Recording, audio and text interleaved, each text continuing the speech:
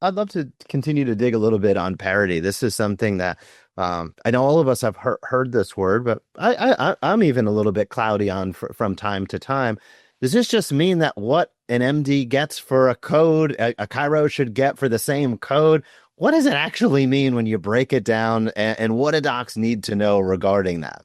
And, that's a great question because one of the things that we looked at and we tried to drive, and this is a challenge, is the data that comes out of the osteopathic profession. Their reimbursements for their manipulative codes. We have our own chiropractic codes. So what's the disparity there? And we need information. So if you go down the street and call up your friendly neighboring osteopath and say, hey, give me some de-identified EOBs so I can see what you guys the payment patterns are for you, that's pretty hard to get your hands on. I'm not saying it's impossible, but we just face a serious disparity in the amount of payment that we receive. And if you took it away from codes, what about low back pain? How can the guy down the street that has their educational background get paid more than me? Right. It's ridiculous. It's really a public health threat for that to occur. It keeps people out of our offices and probably in a little bit more pharmaceutical harm's way that we really need to address and take care of. We got to make the legislators wake them up. I guess the difference, the non-parity, should I say? Is this something that pretty much affects every insurance company? I mean, are I don't mean to have you call people out here, but is this something that is just like this is everywhere, everything, or are there some that there is parity and others there's great discrepancy? How does that actually work from what you've seen? Well, from what I've seen is that it's always dies in the negotiation process. We are not negotiating with payers. Payers are not interested in negotiating with us, so they keep us pigeonholed where we are.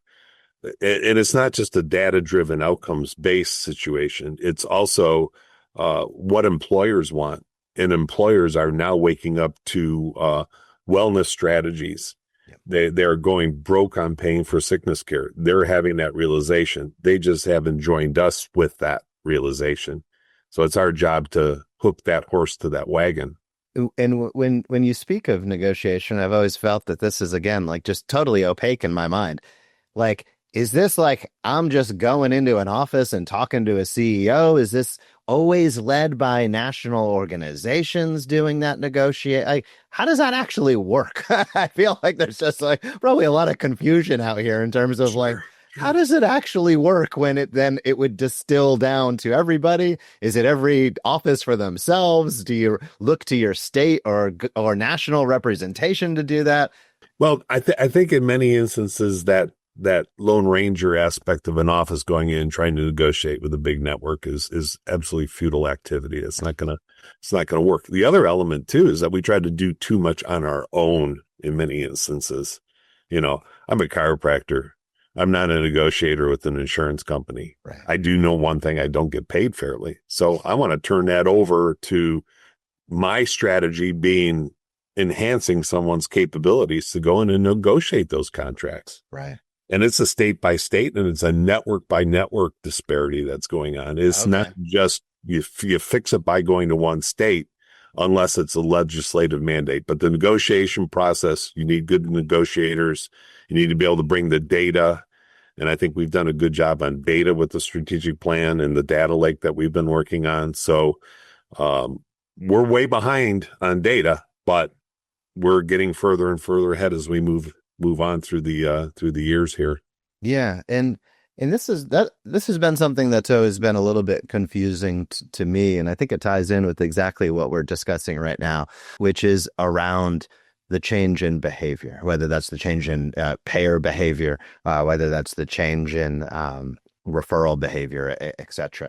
So I look at it and I'm probably biased, obviously, but I also, I part of this podcast is me reviewing research every single week. So it's difficult for me to actually believe there's probably nobody that's read more chiropractic research than me, because I've been doing this 10 years. I read 3 to 4 studies a week to choose one.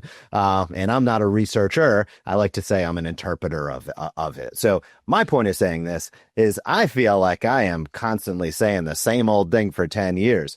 The research shows what we do is best. All of the clinical guidelines from pretty much every single guideline provider in history recommends what we do should be first or at the top of the list. And it's almost like sometimes I'll say it on the podcast where I'm like, hey, I know we're sick of we're almost sick of talking about low back pain in some context for chiropractors, because we're like, we've been saying the same thing for 30, 40 years. Now, over the last 10 to 20 years, there's been a large advancement in terms of the practice guidelines, in terms of the quality of the research, et cetera. But I think there's sort of an interesting disparity between, I'm sitting here like, there's such overwhelming evidence and such overwhelming guideline support for what we do. Where's the breakdown between that and actually what happens in real life? What's your take on that? You're by far and away a greater expert in that than I. I would say cost plus initiatives. That's all. That's basically all we work in. We're in that same old model where service after service after service drives up cost. Yeah. And if the system doesn't change, truly, I don't think we're going to change the system alone. But what's going to happen to outcomes-based care? Right. Are we going to be incentivized to do a great job? You might get paid more if you do a great job and you prove that evidence. But if you stay on a cost-plus system, and all healthcare is pretty much still there, unless you're in some type of clinically integrated network, which that's another subject, but it's cost plus. It's just take an x-ray, do an exam, do an adjustment, plus. And there's not a lot of incentive for the insurers. They just want to raise premiums over that type of structure. Right. So we're stuck. Phonograph spins, needle doesn't move. We're there. Thanks so much for checking out that interview. If you liked it, we have plenty more available. You can check out the next interview right here.